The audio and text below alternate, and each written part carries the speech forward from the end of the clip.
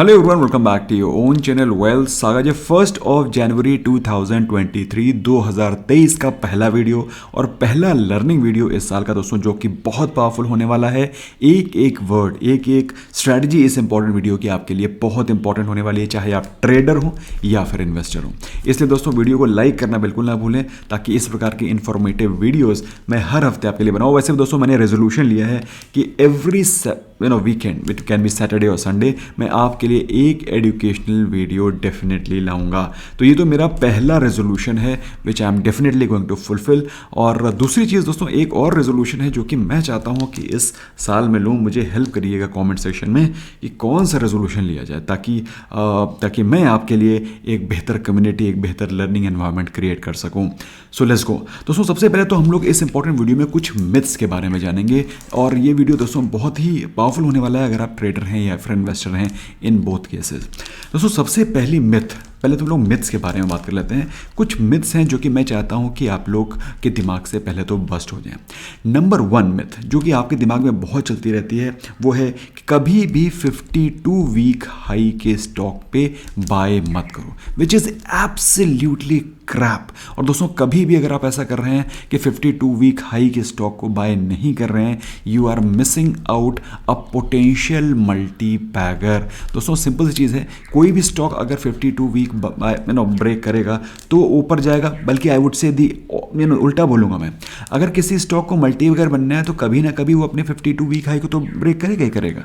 सो अगर आप 52 week high से स्टॉक से नफरत करते हैं, then you are missing the multi baggers. और इसीलिए दोस्तों आप क्या करते हैं, तो ये हो गई मिथ नंबर 1 कि 52 वीक हाई के स्टॉक को कभी बाय नहीं करना। अब दोस्तों आपका क्वेश्चन होगा कि सर ये फिर कैसे पता करें कि किस स्टॉक को बाय करें। तो दोस्तों मिथ नंबर 1 है 52 वीक हाई के स्टॉक को कभी भी अगर आप मिस करते हैं, you are doing a very very big injustice to your portfolio.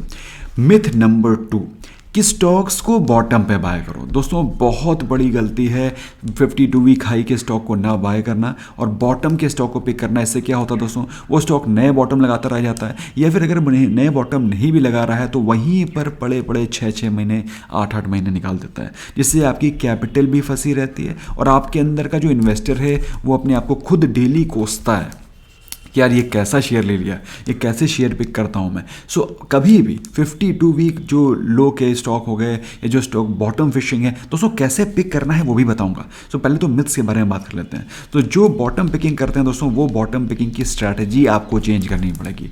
Bottom पे स्टॉक को पिक करना गलत नहीं है, your strategy is wrong. What is that wrong strategy और उसको कैसे चेंज करें वो भी हम लोग डिस्कस करेंगे। And third and the biggest problem with long term investors, जो कि उन्होंने सीखा है, वैसे हम तो वॉरेन बफे के बड़े फैन हैं और उनकी इज्जत भी करते हैं, लेकिन ये जो स्टेटमेंट है उनका, long term stocks are for ever, ये दोस्तों एक बहुत बड़ा मिथ है। एटलीस्ट मैंने तो अपने 15-16 साल के जो करियर है हमारा, इनफैक्ट पुराना भी हो गया, लेकिन एक्टिवली अगर आप मुझसे पूछें तो करीब 12 साल से तो मैं बहुत एक एक्सट्रीमली एक्टिव ट्रेड और इन्वेस्ट कर रहा हूँ। तो दोस्तों ये चीज़ long term stocks are for ever, ये दोस्तों बहुत बड़ी मिथ है। और ये लोग, जो लोग स्टॉक मार्केट में थोड़ा टाइम इन्वेस्ट कर चुके हैं, वो जानते होंगे। दोस्तों अगर आप ये सोच रहे हैं कि अगर कोई स्टॉक मैं ज़िंदगी भर के लिए रखूँगा, तो दोस्तों ऐसा कोई भी स्टॉक नहीं है। Let me tell you a very very strong fact, मैं इसको डिलीट कर रहा हूँ। एक तो पहली चीज़, कोई भी जो बिजनेस की साइकिल है वो पहले 10 ईयर्स होती थी, 10 साल होती थी बिजनेस की साइकिल। कोई भी धंधा उठा लो 10 साल चलता था। टीवी का बिजनेस उठा लो, रेडियो का बिजनेस उठा लो, इनफैक्ट रिलायंस ने जब ऑयल का बिजनेस शुरू किया 2008-9 में, तो उस समय से उनका देखा जाए तो मोटा मोटा 10 साल बिजनेस चल गया। 2020 में अब इलेक्ट्रिकल व्हीकल की तरफ गाड़ी बढ़ने लगी है। तो पहले जो बिजनेस साइकिल होती थी वो होती थी 10 साल। अभी ये बिजनेस साइकिल रिड्यूस होकर के 10 साल से हो गई है सिर्फ 5 साल।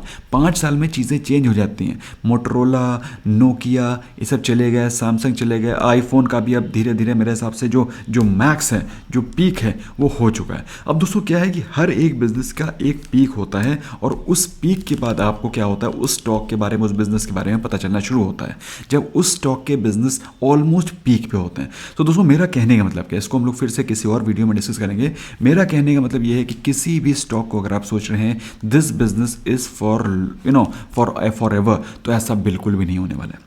एक्सेप्ट वन, सिर्फ एक बिजनेस ऐसा है जो कि है FMCG बिजनेस। भाई सिंपल सी चीज़ है, दवा दारू खाना, ये 3 चीज़ें ऐसी हैं जो कि आदमी को हमें इन सदियों से पहले से ज़रूरत पड़ती रही हैं और आज भी पड़ रही हैं, और आज से सदियों बाद भी इन तीनों चीज़ों की ज़रूरत पड़ेगी।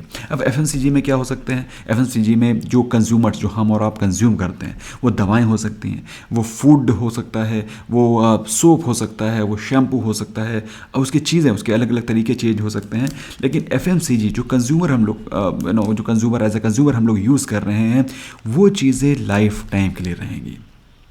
और ये दोस्तों वो जो स्टॉक होते हैं वो बहुत धीरे ग्रो करते हैं, क्योंकि ये बात सबको पता है। तो अगर आप मल्टी बैगर रिटर्न चाह रहे हैं तो ये इस सेक्टर में नहीं मिलने वाले। हाँ, आपको एक स्लो ग्रोथ, एक बेहतरीन डिविडेंड ग्रोथ, एक डिविडेंड आपको मिलेगा 1 से 2% का शानदार डिविडेंड, और अच्छी आपको एक करीब 10-12% का CAGR का ग्रोथ भी मिल जाएगा। लेकिन दोस्तों हम लोग जो बात कर रहे हैं वो अच्छे इन्वेस्टर के नाते हमको किन स्टॉक्स को पिक करना चाहिए। तो दोस्तों सबसे पहली चीज़, दोस्तों हम लोगों को अगर किसी स्टॉक को बाय करना है, सबसे सिंपल तरीका, वो स्टॉक अपने 52 वीक हाई को ब्रेक करना चाहिए। बल्कि मैं, आप जो सोच रहे हैं उससे उल्टा बोल रहा हूँ। अगर कोई स्टॉक 52 वीक हाई ब्रेक कर रहा है दोस्तों, that stock should be as part of your watch list, आपकी वॉच लिस्ट का पार्ट होना ही चाहिए। और अगर नहीं है तो फिर आप अपने लिए बहुत गलत कर रहे हैं। सो दोस्तों सबसे पहले काम क्या करूँ, जो स्टॉक 52 वीक हाई पे, 52 वीक हाई और 52 वीक हाई के स्टॉक्स कौन से हो सकते हैं, उसका मैं आपको एक स्कैनर दे दूंगा इन दी कमेंट सेक्शन दे दूंगा, और डिस्क्रिप्शन में भी दे दूंगा, उसको आप अपने टाइम पर देख सकते हैं। सो जो भी स्टॉक 52 वीक हाई पे, 3 सिनेरियो हो सकते हैं दोस्तों। पहली चीज़, वो स्टॉक अपने 52 वीक हाई के पास पहुंचने वाला होगा, ये भी आपका एक पोटेंशियल कैंडिडेट है अबाउट टू रीच है, पहुंचा नहीं है लेकिन अबाउट टू रीच है, 52 वीक हाई पहुंच गया। नंबर 2, 52 वीक हाई से रिट्रेस कर गया।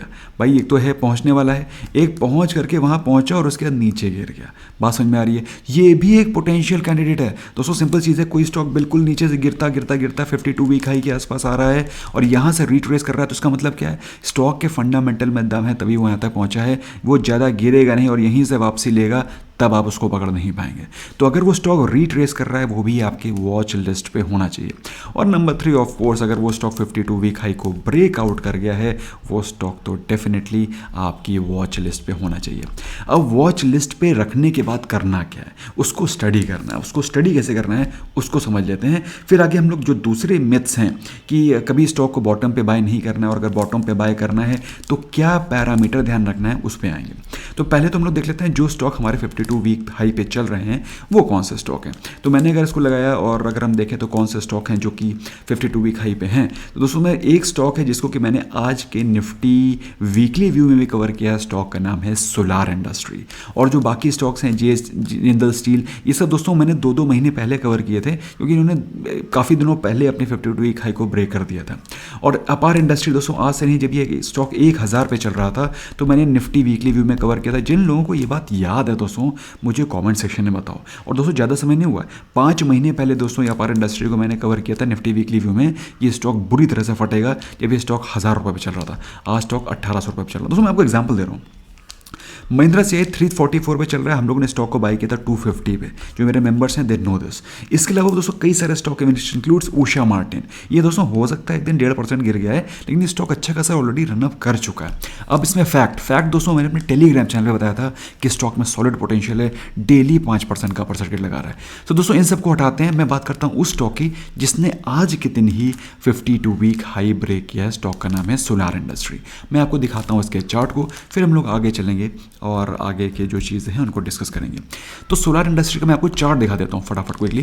तो दोस्तों ये है सोलार इंडस्ट्री का चार्ट। अगर आप देखें दोस्तों आपको लगेगा यार ये तो बहुत महंगा स्टॉक है भाई, ये तो स्टॉक बहुत भाग चुका है। 2020 में तो स्टॉक 1200 रुपये पे चल रहा था, ये स्टॉक आज 4400 पे चल रहा है। अरे भाई दोस्तों ये सिंपल सी चीज़ है, जब ये स्टॉक 1200 से जब ये 2000 गया था ना, तो भी लोगों को लग रहा था यार ये स्टॉक तो 1200 से 2000 चला गया, यार ये तो डबल हो गया, अब तो ये तो बेकार हो गया। लेकिन वो 2000 से फिर वो 2800 हो गया, फिर 3000 1000 गया तो लोगों को लगा 2000 से 3000 ऑलरेडी जा चुका है, ये तो 50% ग्रो ऑलरेडी कर चुका है, अब तो ये गिरेगा। लेकिन दोस्तों वहाँ से गिरा नहीं, वो 3000 से 4000 चला गया, अभी 4400 चल रहा है। और ये दोस्तों स्टॉक 5000 को भी तोड़ेगा और उसके बाद 6000 को भी तोड़ेगा। अब क्वेश्चन आता है कि जब हम लोग को इस तरह का स्टॉक दिखाई पड़ रहा है जो अपने नए 52 वीक हाई को ब्रेक कर रहा है, तो दोस्तों ये तो रिस्की है, बिल्कुल रिस्की है। लेकिन अब इसमें आपका क्वेश्चन होगा कि सर रिस्क को कैसे प्रिवेंट करें, उसको हम लोग आगे कवर करेंगे। पहले देख लेते हैं कि स्टॉक में आपको स्टडी क्या करना है। ओ क्या कुछ मैंने कैंसिल किया क्या? No not yet. सो मैंने जाना है सबसे पहले स्क्रीनर पे, और स्क्रीनर पे मैंने अपना स्टॉक स्क्रीनर डाल लेना है, फ्री ऑफ कॉस्ट है दोस्तों। इनके जो भी इस कंपनी के ओनर हैं, स्क्रीनर के जो भी सीईओ हैं, जो भी मैनेजमेंट में टॉप है, मैं उनको तहे दिल से शुक्रिया अदा करना चाहता हूँ for a wonderful site which they have made. और अभी तक ये फ्री ऑफ कॉस्ट ही है, let me tell you it is free of cost. और कुछ फीचर्स हैं जो इसके पेड हैं, मैंने पेड भी ले रखे हैं, उसको मैं लॉगिन करना पड़ेगा। I don't want to log in right now. यहाँ पर आप कंपनी के डिटेल को भी देख सकते हो। मैं इंपॉर्टेंट चीज़ें दोस्तों आपको बता रहा हूँ जो कि आपको इसकी चेक करनी है। सबसे पहली चीज़ जो इंपॉर्टेंट नंबर्स होते हैं वो यहाँ पर ऑलरेडी दे देते हैं, तो ताकि उनको पता होना चाहिए कि जो इन्वेस्टर हैं वो ज़्यादा इतनी गहरी खुदाई करने की ज़रूरत नहीं है। जो इंपॉर्टेंट नंबर्स हैं वो ऑलरेडी यहाँ पर दे देते हैं। तो दोस्तों इसमें कुछ चीज़ें हैं जो कि मैं चाहता हूँ आप डेफिनेटली ध्यान रखें। नंबर 1, सबसे पहली चीज़ दोस्तों, जो भी स्टॉक आप इन्वेस्टमेंट करें लॉन्ग टर्म इन्वेस्टमेंट का, उसका डिविडेंड यील्ड बढ़िया होना चाहिए। ऑल्दो ये स्टॉक क्योंकि हाई ग्रोथ स्टॉक है तो उसमें आपको शानदार डिविडेंड यील्ड नहीं मिल रही है, लेकिन अदरवाइज 0.5% का डिविडेंड यील्ड तो होना ही चाहिए। लेकिन जो हाई ग्रोथ स्टॉक होते हैं इतनी ज़्यादा डिविडेंड नहीं देते हैं। नंबर 1 हो गया डिविडेंड, जो कि ये स्टॉक दे रहा है 0.17%, which is okay. I will not से कि बहुत अच्छी है, but that's okay. Return on equity किसी भी हालत में दोस्तों 15% से ऊपर होनी चाहिए। अगर स्टॉक 15% से नीचे का रिटर्न ऑन इक्विटी दे रहा है, इससे बढ़िया है उस स्टॉक में इन्वेस्टमेंट ना करके आप सीधे म्यूचुअल फंड में पैसा लगा लीजिए। म्यूचुअल फंड वाले आपको 12-15% तो वो खुद ही दे देते हैं, और आप रिस्क ले रहे हैं। और अगर आप 15% से नीचे के ROE के स्टॉक में इन्वेस्टमेंट कर रहे हैं, कोई मतलब नहीं बनता। बाकी अगर आप चाहें कंपनी के फंडामेंटल्स को यहाँ स्टडी कर सकते हैं। तो दोस्तों ये 2 चीज़ें मैंने आपको बताई जो कि आपको स्टडी करनी है। इसके अलावा आपको 2 चीज़ें और 3 चीज़ें और चेक करनी है। पहली चीज़ दोस्तों यहाँ पे आ जाइए और यहाँ पर देखिए कंपनी का डेट, जो कि यहाँ पर ऑल्दो अभी दिखा नहीं रहा, तो यहाँ एडिट कॉलम करिए और ओहो रजिस्टर करना पड़ेगा। तो दोस्तों यहाँ पर कंपनी का डेट आप चेक कर लीजिएगा, इसको कंपनी के ऊपर कितना डेट है। यहाँ पर एडिट कॉलम करेंगे, यहाँ पे कॉलम को ऐड कर देंगे, तो यहाँ पर आपको डेट दिखाई पड़ने लगेगा। तो डेट में कंपनी शुड बी प्रेफरेबली 0.5 का डेट टू इक्विटी, यहाँ पर सर्च करेंगे, आप लिख देंगे debt to equity, DEBT to equity ratio. तो डेट टू इक्विटी रेशो दोस्तों और भी कई सारी जगहों से आपको पता चल जाता है, तो वहाँ से भी आप पता कर सकते हैं। सो डेट टू इक्विटी रेशो की बहुत सारी साइट्स हैं जहाँ से आप पता कर सकते हैं। मैं मेरे हिसाब से ये यहाँ पे आप एडिट कॉलम में ऐड कर देंगे, कॉलम ऐड हो जाएगा। तो 0.5 के नीचे होना चाहिए। और दोस्तों ये स्टॉक 0.5 के नीचे है, जो कि एक बहुत ही पॉजिटिव और स्ट्रॉन्ग न्यूज़ है। इसके अलावा लास्ट चीज़ दोस्तों जो कि आपको चेक करनी है, कंपनी के सेल्स और प्रॉफिट्स। अब दोस्तों इसमें वैसे तो कई बार सारी चीज़ें हैं जो कि मैं डिस्कस भी करता हूँ आपसे, कि प्रमोटर होल्डिंग 50-60% से ऊपर होनी चाहिए, वो भी पॉजिटिव चीज़ है। पब्लिक होल्डिंग जितनी कम हो उतना बेहतर है। अब आप कहेंगे कि सर अडानी के स्टॉक्स में दोस्तों अगर आपको जान करके हैरानी होगी, कोई भी स्टॉक ऐसा नहीं है जिसमें कि अडानी की होल्डिंग 10% से ऊपर हो। किसी में 2% है पब्लिक की होल्डिंग, किसी में 5% की है, and so on. So public क्या है, पब्लिक उसी स्टॉक में इन्वेस्टमेंट करती है जो स्टॉक बॉटम पे होता है, और वो बॉटम से नए बॉटम लगाता चला जाता है, और पब्लिक अपनी होल्डिंग बढ़ाती चली जाती है। और जो स्टॉक हाई लगा रहे होते हैं पब्लिक उनको छूती नहीं है, और वो क्या होता है पब्लिक की होल्डिंग में आते ही पब्लिक की कभी उनको बाई नहीं कर पाती है। अब दोस्तों हाँ, तो अब 2 चीज़ें मैंने आपको कवर करी, dividend, debt and return on equity. And last but not the least are the sales. अब दोस्तों सेल्स अगर आप देखें, जब कभी भी किसी स्टॉक में इन्वेस्टमेंट करें तो उसके 2 क्वार्टर्स तो डेफिनेटली चेक करो।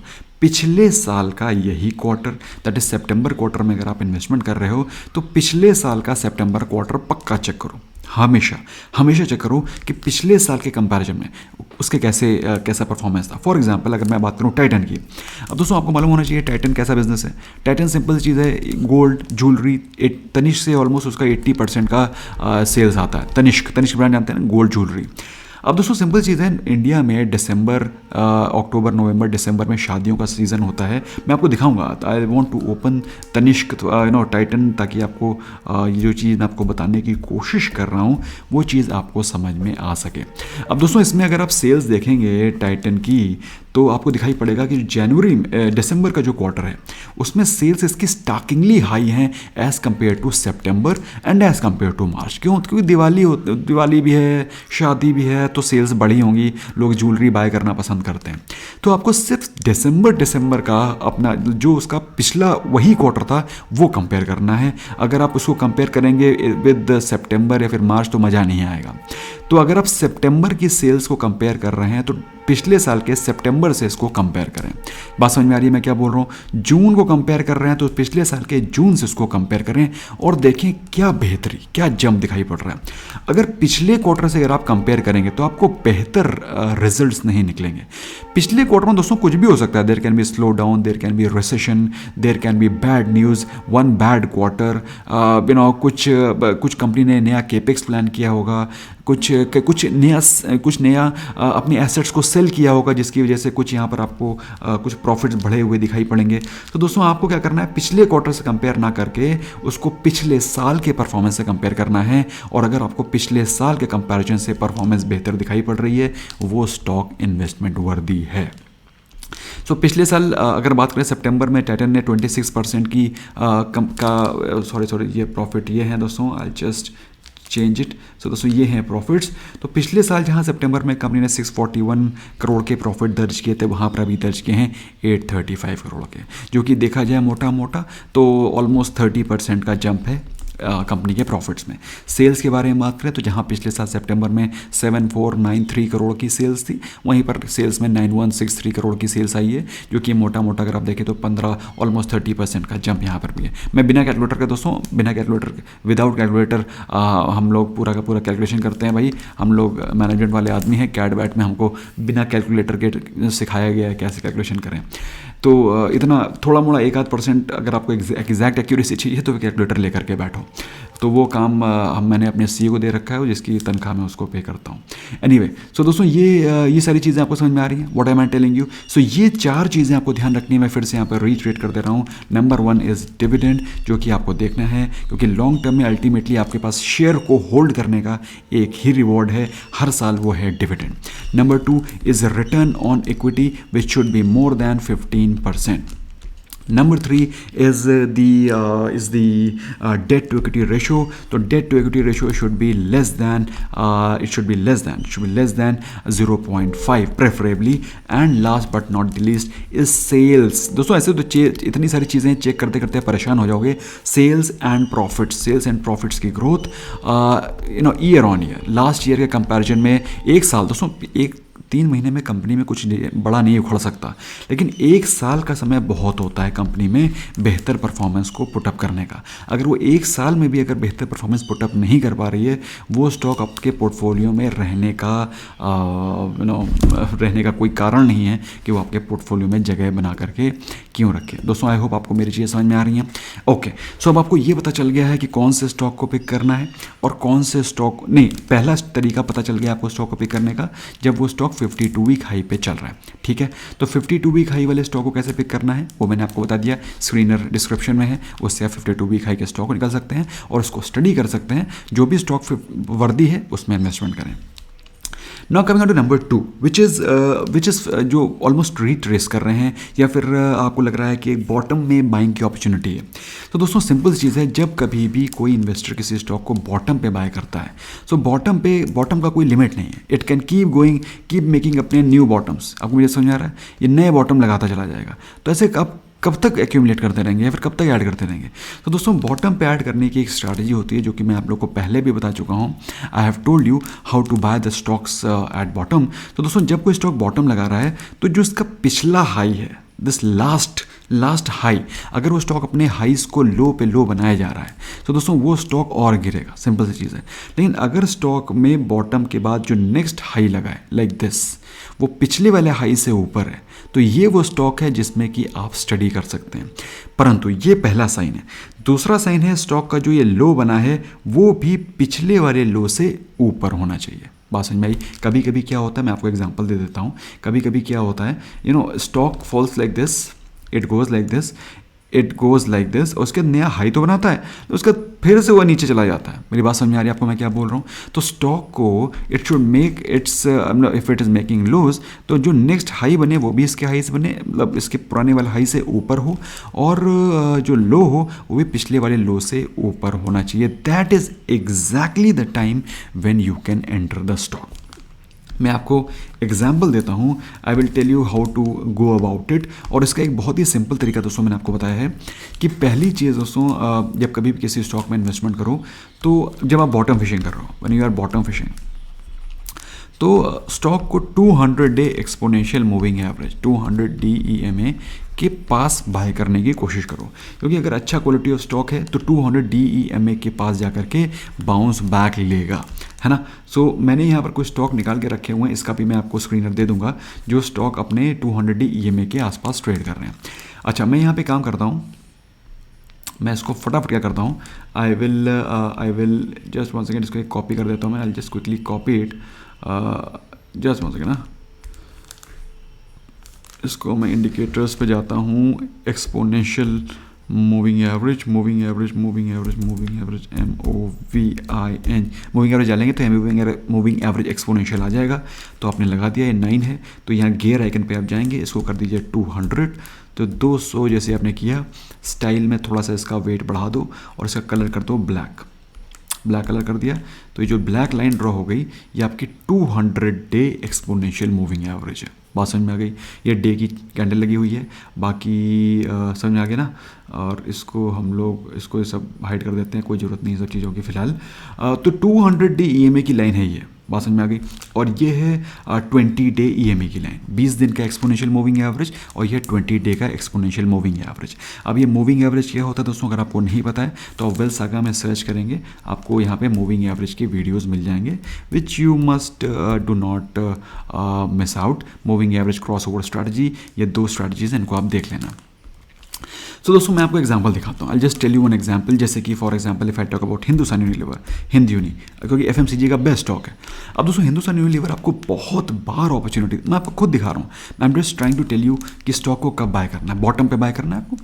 जैसे ही आप स्टॉक यहाँ पे आएगा 200 एक्सपोनेंशियल मूविंग एवरेज के पास, एक शानदार बाइंग अपॉर्चुनिटी है, आप यहाँ पर एक्यूमुलेट कर सकते हैं। लेकिन दोस्तों आपके दिमाग में क्वेश्चन चल रहा होगा, मैं आपको बता रहा हूँ आपके दिमाग में क्या क्वेश्चन चल रहा है, वो भी मैं आपको बता रहा हूँ कि क्या गारंटी है दोस्तों कि सर कि ये स्टॉक यहाँ से नीचे नहीं गिरेगा। क्या गारंटी है? गारंटी कोई नहीं है, 100% गिर सकता है, 110%। लेकिन दोस्तों अगर आप मुझसे पूछें कि सर तो फिर कैसे बाय करें, अगर ये स्टॉक यहाँ से गिर गया तो, जैसे कि इससे पहले गिरा है, अगर आप यहाँ देखें तो इस स्टॉक ने 200 एक्सपोनेंशियल मूविंग एवरेज तोड़ दिया। अगर आप यहाँ लेके बैठ गए होते तो आपके तो लग गए होते। बात समझ में आ रही है? तो दोस्तों इसका सिंपल तरीका है, इसका सिंपल तरीका क्या है, स्टॉक में इन्वेस्टमेंट, मैं आपको फिर से रूल बता रहा हूँ, प्रो टिप ध्यान रखो दोस्तों। स्टॉक में इन्वेस्टमेंट करना है तो इन्वेस्टमेंट तभी करना है जब स्टॉक का जो 20 EMA है। दोस्तों कोई भी चीज़ मैं बोलता हूँ तो बिना रीज़न के और बिना उसके इंपॉर्टेंस के नहीं बोलता हूँ। If I am saying something that means there is some reason behind that. तो स्टॉक को बाय करना है जब वो स्टॉक अपने 200 DEMA के ऊपर हो, अबव। नंबर 2, जो 20 EMA है, 20 EMA should cross over 200 DEMA। समझ में आ गया? रूल नंबर 1, स्टॉक 200 DEMA के ऊपर होना चाहिए और 20 EMA आपका क्रॉस कर चुका होना चाहिए 200 DEMA को। फॉर एग्जांपल आप क्या यहाँ पर बाय करेंगे? आंसर बताइए कमेंट सेक्शन में, विल यू बाय हियर? दोस्तों वीडियो को पॉज करो और आंसर लिखो, नहीं लिखोगे आपके दिमाग में चीज़ नहीं छपेगी। जब आप टाइप करोगे ना तो आपके जहन में बात बैठेगी। तो जब आप यहाँ पर स्टॉक को बाय करोगे, नो, क्योंकि स्टॉक तो अपने, अगर आप देखें तो स्टॉक अपने 20 DMA के नीचे जा रहा है। बात समझ में आ रही है? यहाँ पर अपना 20 DMA ने 200 DMA को क्रॉस कर दिया है। Will you buy here? No, not at all. इसके अलावा मैं क्वेश्चन आपसे पूछ रहा हूँ, क्या आप यहाँ बाय करेंगे? नो। क्या आप यहाँ बाय करेंगे? My answer is no. अब मेरा क्वेश्चन है कि क्या सर हम यहाँ बाय कर सकते हैं? आई एम आस्किंग यू, मैं इस क्वेश्चन का आंसर नहीं दूंगा। क्या आप यहाँ बाय करेंगे? Will you buy here? Will you buy here? Okay, मैं इस क्वेश्चन का आंसर नहीं दे रहा हूँ, लेकिन हाँ मेरा क्वेश्चन अब यहाँ पर है, दिस इज, आप लिखिएगा 1, will you buy here at 1 place, number 2, will you buy at number 2 place, yes और नो। तो मैं 1 का आंसर आपको नहीं दे रहा हूँ, मैं आपको 2 का आंसर दे रहा हूँ। I will definitely buy here, यहाँ पर क्यों? नंबर 1, स्टॉक ने अपने 200 डे EMA के ऊपर क्लोजिंग दी है, पॉइंट नंबर 1। नंबर 2, 200 DMA ने भी 20 DMA ने भी में भी 200 DMA को क्रॉस कर दिया है। That's exactly the time when you will enter the stock, neither here nor here nor here nor here, क्योंकि स्टॉक अभी भी 220 DMA ने 200 DMA को क्रॉस नहीं किया है। समझ में आया कि नहीं आया? So that's how you pick up a stock at absolute bottom. और दोस्तों अगर आपने यहाँ पर स्टॉक को बाय किया है जो कि है तकरीबन 2300 रुपये, तो दोस्तों आपको जानकर के खुशी होगी कि आपने अभी भी आप पोजीशन में बने हुए थे जब स्टॉक ने 2700 के हाइज लगाए थे। आप फिर से पोजीशन बने थे जब स्टॉक में 2700 के हाइज लगे थे। आप अभी भी स्टॉक में बने हुए थे जब स्टॉक 2500 के आसपास गिरा था, क्योंकि स्टॉक ने 200 DMA तोड़ा ही नहीं, और उसके स्टॉक में आप अभी भी बने। और मैं जहाँ तक मुझे लगता है दोस्तों स्टॉक 200 EMA को टच करेगा और ऊपर निकल जाएगा। तो दोस्तों ये तो बातचीत हो गई स्टॉक में प्रॉफिट कब एंटर करें। 2 तरीके बताया मैंने आपको, प्रो तरीके। अब लास्ट क्वेश्चन जो आता है वो ये कि सर आपने अभी अभी बोला कि कोई भी stock is not for life time, अभी अभी आपने बोला, तो इसका मतलब तो ये है कि हमें स्टॉक से टाइम से एग्जिट भी करना है। तो अब इसकी स्ट्रैटेजी क्या रखें? दोस्तों इसकी स्ट्रैटेजी बिल्कुल सिंपल है, जो कि मैंने अभी अभी बताई। नंबर 1, कोई भी स्टॉक अगर कायदे का है, कोई भी स्टॉक अगर बढ़िया है, तो वो जनरली अपने 200, मैं इस एग्जांपल को दूसरा एग्जांपल लेते हैं, लेट्स टेक बजाज फाइनेंस, बाज फिन, ठीक है, हाई ग्रोथ स्टॉक है, बढ़िया फंडामेंटल का स्टॉक है आपके सामने। दोस्तों कोई भी स्टॉक अगर बढ़िया स्टॉक होगा तो जनरली अपने 200 डे एक्सपोनेंशियल मूविंग एवरेज के सपोर्ट को ब्रेक नहीं करेगा जल्दी। अगर आप देखें तो बजाज फाइनेंस ने 200 एक्सपोनेंशियल मूविंग एवरेज को टेस्ट किया था एक बार इन 2018। उसके बाद जिसने यहाँ पर बाय किया उसने इसको राइड किया है from almost 2500 levels to as high as 5000। आपकी कैपिटल को डबल करके दिया है 2020 में, 2 साल के अंदर। दोस्तों मैं आपको एग्जांपल दिखा रहा हूँ, I am being very honest. अब दोस्तों क्या हुआ, स्टॉक में फिर से यहाँ पर गिरावट हुई है, और गिरावट कब हुई? जब 200 EMA उसने स्टॉक ने ब्रेक कर दिया। सो दोस्तों सिंपल चीज़ है, आप अपने प्रॉफिट को लॉक करिए, प्रॉफिट को बुक करिए। स्टॉक मार्केट में हर कोई पैसे बनाने आया है, तो अपने प्रॉफिट को लॉक करने का बेस्ट तरीका क्या है? स्टॉक जैसे ही अपने 200 DMA को तोड़े, आप अपने प्रॉफिट को लॉक कर लीजिए। सिंपल चीज़ है। ओके, अगर आपने यहाँ पर 2500 रुपये पे स्टॉक को बाय किया था, स्टॉक ने 5000 के हाई लगाए, कोई गारंटी नहीं है दोस्तों कि स्टॉक यहाँ से फिर से ऊपर चला जाएगा। तो आप यहाँ पर 5000 पे अगर आप सोच रहे हैं मैं प्रॉफिट को बुक कर लूँ, नॉट अ गुड डिसीजन। तो आपको प्रॉफिट का बुक करना है जब ये अपने 200 DMA को तोड़ेगा, और वो लेवल कौन सा है? That level is none other than 3900। तो 2500 पे आपने एंट्री करी, क्लोज टू 3900 आपने निकल गए, जो कि मोटा मोटा अगर आप देखें तो करीब करीब 50-60% के रिटर्न्स है। और स्टॉक में फिर से क्या है, फिर से आप एंट्री कर सकते हैं जब एग्जैक्टली वही चीज़ हो जो मैंने आपको बताई। स्टॉक अपने 200 डे EMA के ऊपर हो और यहाँ पर क्रॉस ओवर दे दे, तो आपने सेकेंड एंट्री करी जुलाई 2020 में, जब स्टॉक रेट कर रहा था 3100 के आसपास। तो 3100 पे आपने एंट्री करी, पीसफुल एंट्री, बिल्कुल कॉन्फिडेंट एंट्री, और स्टॉक में आपने राइड करना शुरू किया है। स्टॉक ने कोई भी 200 एक्सपोनेंशियल मूविंग एवरेज ब्रेक नहीं किया है, और दोस्तों यहाँ पे स्टॉक ने ब्रेक किया था द टाइम ऑफ 6600 के आसपास। तो 3100 पे आपने एंट्री करी, 6600 पे आप निकले हैं, प्रॉफिट को आपने बुक किया है, जो कि मैसिव 2020 से 22 2 साल में आपके कैपिटल को 100% रिटर्न दिए हैं। दोस्तों बहुत ही सिंपल तरीका है। कौन से गोल्डन क्रॉसओवर के स्टॉक्स हैं जो अभी इस समय ट्रेड कर रहे हैं, वो मैंने यहाँ पर लिंक दे दिया है। इनको स्टडी करिए। इनको स्टडी करने का तरीका क्या है, उसका मैंने वीडियो पोस्ट किया था रिसेंटली। स्टॉक्स को कैसे स्टडी करें उसका एक बहुत ही शानदार मैंने वीडियो पोस्ट किया था। आई एम श्योर आपने देखा होगा। अगर नहीं देखा, let me just pause it. नहीं देखा तो मैं आपको दिखा देता हूँ कौन सा स्टॉक आपको, कौन सा वीडियो आपको देखना है। 1 सेकेंड, आई शो यू। ये स्टॉक विल क्रैश कैसे पता करें, ठीक है, फिबोनाची ट्रेंड रिवर्सल स्ट्रैटेजी, इस वीडियो को देख लेना तो आपको सारे फंडामेंटल क्लियर हो जाएंगे। दोस्तों wish you all a very very happy new year. अगर आपको वीडियो पसंद आया है, फ्रेंड्स के साथ पक्का शेयर करना। Do not miss to share with your friends, give them this new year gift. और वीडियो को लाइक करना बिल्कुल मत भूलना, और चैनल को सब्सक्राइब कर लो ताकि इस प्रकार के इन्फॉर्मेटिव वीडियोज़ आपको हर वीकेंड पे मिले। Thank you so very much. Wish you all a very very happy new year. Bye bye for now.